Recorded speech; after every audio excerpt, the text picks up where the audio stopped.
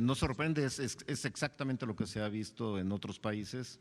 De hecho, en China inicialmente los menores de 60 años se infectaron un 70% aproximadamente.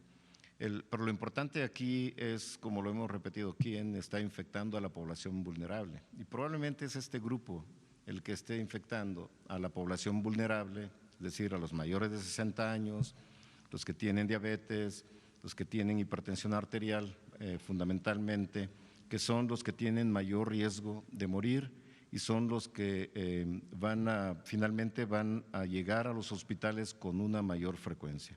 Por eso enfatizar el trabajo de todos, el trabajo que está haciendo el gobierno, enfatizando en la distancia social y todas las medidas clásicas de salud pública para evitar la infección, sobre todo a la población vulnerable. No hay que olvidar esto, podría ser algo semejante a la influenza, pero en los menores de 60 años. Y aún así en ese grupo puede haber graves y puede haber muertes.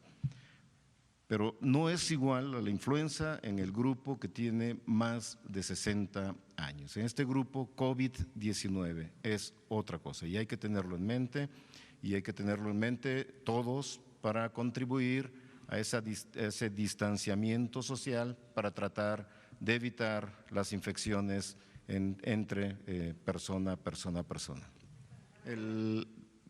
El componente de atención médica incluye a tres equipos fundamentalmente: el equipo de diagnóstico, el equipo de control de infecciones, que es muy importante a nivel intrahospitalario, y el equipo de áreas críticas, que evidentemente es muy importante también. El grupo o el equipo de diagnóstico, desde un principio invitamos formar parte de este grupo a los laboratorios privados, a los representantes de los laboratorios privados, y acudieron y han estado trabajando con nosotros de la mano y de la mano del INDRE para que sean validados. Es importante que todas las pruebas estén estandarizadas y validadas por cualquier método que se hagan, pero es importante validarlas y eso lo hace por ley el INDRE en esta situación. Y se han validado ya muchos laboratorios, además de los 31 laboratorios estatales de salud pública, de los 8 a 10 laboratorios también de instituciones públicas, del Seguro Social, del ISSSTE y de los Institutos Nacionales de Salud, y básicamente se han validado ya también algunos laboratorios privados y están en vías de validarse. Hoy hablé con la bióloga Irma López Martínez, la directora de todo este proyecto en el INDRE, y me aseguró que esta misma semana quedarían validados una gran cantidad de laboratorios privados más. Esto obviamente es importante desde el punto de vista de lo que se pretende con la detección de casos y demás, y la no centralización obviamente se hizo desde un principio. Buenas noches, gracias. Gerardo Suárez, reportero en El Heraldo de México. ¿Nos pueden decir en dónde se ubican los casos graves de coronavirus, estos dos casos que se mencionaron? Y en el caso del… ¿nos podrían decir al menos hospital privado, público, si se ubica? Le voy a decir por qué. Okay. Gracias por preguntarlo, me parece totalmente entendible su inquietud. Al inicio de esta epidemia tuvimos una muy desafortunada realidad en donde el caso 2, que se conoció públicamente, sufrió un enorme asedio por parte de comunicadores y comunicadoras, violentando profundamente sus derechos de confidencialidad. Y esto volvió a pasar después con el caso que ocurrió en Querétaro.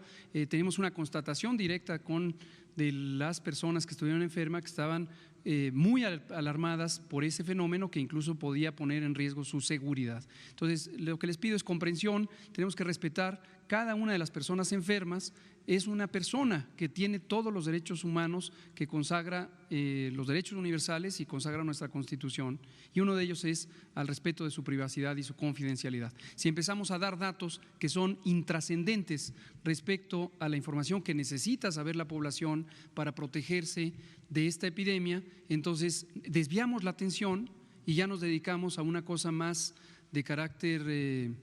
no podría calificarlo, pero digamos que una fijación respecto a la identidad de las personas, el hospital donde viven, quién es su familia, etcétera. Y finalmente, ¿ha cambiado la estimación, doctor López-Gatell, ¿qué han hecho de los recursos que se necesiten para atender la situación del coronavirus en la ciudad en el país? Usted había dicho hace unos días que, y bueno, en un escenario distinto al de hoy, que máximo se requerirían unos 20 millones adicionales si entráramos al escenario 3, pero esta perspectiva ha cambiado, se necesita más dinero, incluso hoy mismo la Ciudad de México decía una cifra de 100 millones de pesos. Gracias. Déjeme contestar esa y le paso para que cierre la conferencia de prensa el doctor Cortés, porque nos quedan solo 6 minutos. Efectivamente, me percaté a posteriori, de tiempo después, que cuando dije yo esa aseveración había salido fuera de contexto. En ese momento estábamos hablando de los elementos de preparación y yo a lo que me referí es a los gastos de operación para toda esa fase de preparación. Y hice un cálculo así relativamente grueso de 15 a 20 millones durante la fase de preparación, que no se trató de presupuesto adicional, sino que era precisamente el costo de operación de las instituciones que estaban involucradas y siguen estando en la preparación: el INDRE, la Dirección General de Epidemiología, la coordinación de institutos, los propios institutos de salud, el IMSS, el ISSSTE, etcétera, etcétera. Cuando ya nos referimos específicamente a los costos de los insumos y materiales y equipos necesarios para hacer frente a la epidemia a lo largo de las distintas fases, es un costo destacadamente mayor.